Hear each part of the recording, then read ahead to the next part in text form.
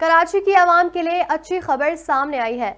आवाम की सफरी सहूलियात की आसानी के लिए मजीद नई बसें कराची पहुंच गईं। पीपल्स पार्टी रहनुमा शर्जील अनाम मेमन ने ऐलान कर दिया। सोशल मीडिया पर बयान में शर्जील अनाम मेमन ने नई बसों की वीडियो शेयर करते हुए कराची की आवाम के लिए खुशखबरी सुनाई। शर्जील अनाम मेमन ने लिखा, मजीद नई बसें पहुंच गई हैं। बसें पीपल्स पार्टी की सिंध हुकूमत ने खरीदी थी। उनका मजीद कहना था, बसें पीपल बस सर्विस का दूसरा फेज है। कराची की आवाम मुनासिब किराए पर बेहतरीन सफरी सहूलियात हासिल कर सकेंगी।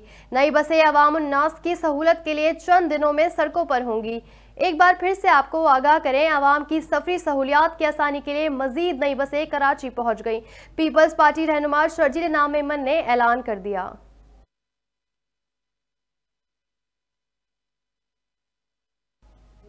न्यूज़ स्टूडियो से फिलवक्त इतना ही। मजीद न्यूज़ और अपडेट्स के लिए देखते रहिए उर्दू न्यूज़ नेटवर्क।